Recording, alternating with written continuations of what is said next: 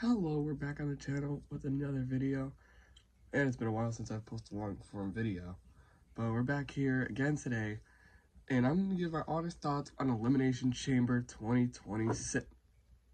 Jesus, right? Okay, sorry, I fell over. This is our honest thoughts on Elimination Chamber 2026. As we open the show with the Women's Elimination Chamber, as it was Kiana James versus Asuka versus Rhea Ripley versus Raquel versus Tiffany versus, wait, there's someone else, I'm forgetting, Alexa Bliss. And I thought it was an okay match. I do think the men's was better. Was that for me? Alexa, shut up. Alright. Don't worry about that. But, yeah, I think the men's chamber was better than the women. But Rhea winning was pretty obvious. You know, she did just lose the tag titles to Lash and Nia. But, yeah, it was an okay chamber. The ending was pretty cool when Tiffany went for the moonsault and, like, broke her face on the chamber pod thing. And Raquel looked pretty good in this match. Kiana looked good. There was another cool spot in the match. Like, Rhea did, like, a whole senton off the chamber pot onto Raquel. Then Tiffany hit a moonsault. It was pretty cool. But, yeah, I'd give that match, like, a good 7 out of 10. And then, up next was AJ Lee versus Becky Lynch, which, I'll be honest, I really didn't look at this match. I was low-key just chilling. But I didn't miss it, but I saw some of it. I didn't see all of it, though. I saw, like, the ending sequence where, like, AJ got hit with, like, a DDT onto a chair and a manhandle slam and kicked out, which is kind of crazy. But I guess. I did want Becky Lynch to win this match because, as we've seen from AJ Lee, she might have a match and just be gone for, like, 4 months and not come back. But AJ Lee won, I guess. But I think it's just going to lead to a rematch at WrestleMania, probably with a stipulation, and Becky's going to win the title again. Not exciting. This is like the 3rd time Becky Lynch is going to win the IC title. Hold on, I'm trying to think off the top of my head. Lyra, Maxine, AJ. Yeah. Out of, like, the 7 title reigns that we've got for the IC title, 3 of them are going to be Becky Lynch. Because Lyra, then Becky, then Maxine, then Becky, then AJ, then probably Becky again. Unless AJ just wins, which I really doubt that. It's going to happen because she's going to be gone for, like, a good 6 months. But who knows, because Triple Bald would do something like that. But, yeah, I'd give the match a good, like, 6 out of 10. Wasn't bad, wasn't great. Then we had CM Punk versus Finn Balor for the world title. I thought it was a pretty good match. I did think it was probably the worst match of the night. Not to say that it was completely terrible. I actually thought it was pretty good. There was a cool, like, moment in the match. Like, Balor went for a coup de grace, and, like, somehow CM Punk, like, transitioned that into a sharpshooter, which is pretty freaking cool. I actually really like that spot. That was actually really cool. It was a really cool spot. But as any normal, insane human being could have spotted from a mile away, CM Punk did defeat Finn Balor. Clean, no Judgment Day. No JD, no Raquel, no Liv, no Dom, no Carlito, no Truth. But yeah, that was a pretty good match.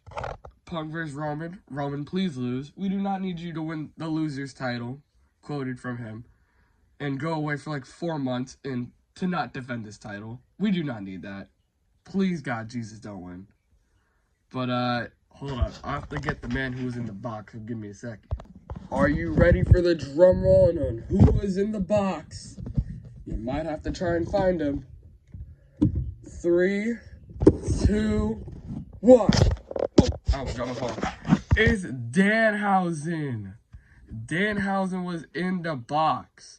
Now, honestly, knowing Triple Bald and apparently his obsession with Scooby-Doo with all these mysteries, I thought it was just going to be a Slim Jim table dude wipes and like at least 1,000 copies of 2K26 in hand, which honestly would have been terrible.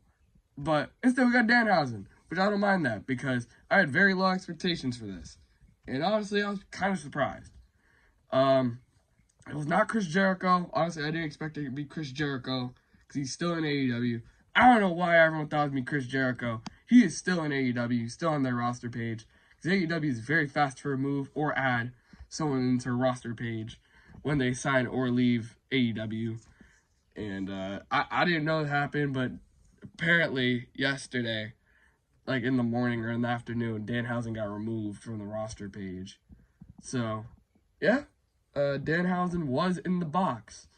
No one cared. Honestly, it's fine. I don't know how many people know Danhausen. I somewhat know him from AEW. Hookhausen was pretty fun. You know, I thought it was better than most of the options we could have got. But yeah, on to the Elimination Chamber men's main event, which was Randy Orton, Cody Rhodes, Trick Williams, LA Knight, and Javon Evans, which was a great matchup. And look, wait, hold on. It was Randy Orton, Cody Rhodes, Javon Evans, Trick Williams, LA Knight, Logan Paul. I don't remember if I said Logan Paul the first time. Maybe I did, and I don't remember. But yeah, it was a pretty fun matchup. Everyone online just says that like Logan Paul got like way too dominant of a performance by getting 3 eliminations. Honestly, I don't even think that was supposed to be. Logan Paul was never supposed to be in this matchup. I'm pretty confident to say it was supposed to be Bronson Reed or Braun Breaker, and it was supposed to like dominate. That's why Logan got so many eliminations. But I did have a problem with the Trick Williams elimination. How Cody hit a crossroads and Logan took out Cody to eliminate Trick. Like, that doesn't benefit anyone. So I found that kind of weird, but that's fine. The Masked Man finally got revealed. We are down 2 of like the 3 Scooby-Doo mysteries. The Masked Man, as you can see, standing right next to Logan Paul, was Seth Rollins. Seth Rollins is back, which is always good to have. Hopefully he does not break his knee again, or his shoulder, or his back, or really anything. Because he just might. And, yes, Seth Rollins is back. He did curb stomp Logan Paul, and Cody Rhodes did pick up the elimination on Logan Paul. So Logan, also, another thing that happened in the match, Javon hit, like, a frog splash from, like, the top of the pod on a Trick Williams, and, like, Logan legit, like, dropped him on his neck, which was crazy, but, yeah, that happened. Then, a spot that happened, I don't know how no one's really talking about this, but there was, like, a BFT on a pod, or, like, on top of a pod, like, not even off it, just on it, which in my head was kind of crazy, because, like, I don't remember the last time there was a move that was just, like, on the pod, like, not, like, a Hurricanrana off the pod, or just, like, a frog splash off the pod, like, just on the pod. So I found that kind of crazy. Like, I let BFT Javon onto a pod. Then the final 2 were Randy Orton and the Nepo Baby. And I'm so grateful to say that because Drew McIntyre intervened to cost Cody Rhodes, even though he ain't RKOing Crossroads, Randy Orton won. Which had me hella hype because I did not want this Nepo Baby bum, Cody Rhodes, to win this match. Because, let's be serious, I'm pretty sure Triple H has a crush on Cody Rhodes. Because, let's be serious, if Cody Rhodes did a push-up, he could get a WWE Championship match. So, yeah, Randy Orton won. He finally won a major match on a PLE. The last time he actually won a major match was at WrestleMania 41. But I'll be serious, I barely even count that. Because it was against Joe Hendry, and, like, I'm pretty sure I could beat Joe Hendry with, like, 2 moves. Because let's look at our timelines here. Return match he won, obviously. Royal Rumble he lost. Chamber lost. Mania 41 lost. Backlash lost. King of the Ring lost. Wasn't even on SummerSlam. Money in the Bank he lost. Berlin he lost. Wasn't on Bad Blood. Survivor Series wasn't even there. Royal Rumble wasn't even there. Elimination Chamber wasn't even there, but he did return to take out Kevin Owens. Mania 41, he won against Go Hendry, even though he was supposed to face Kevin Owens. Lost at Backlash. What was after Backlash? I don't remember. I think it was Money in the Bank. I don't even think he was on Money in the Bank. King of the Ring, lost King of the Ring. Lost at SummerSlam. Jesus Christ, this guy's a loser. What was after SummerSlam? Yeah, Crown Jewel wasn't there. War Games wasn't there. There's another PLE I'm forgetting. I know there is. I'm trying to think of what it was. Oh, God. I really don't remember. Yeah, I don't remember. But I'm pretty sure he lost there, too. Lost at the Rumble. And he finally won at Elimination Chamber. Yes. Give him the title. Triple H, come on.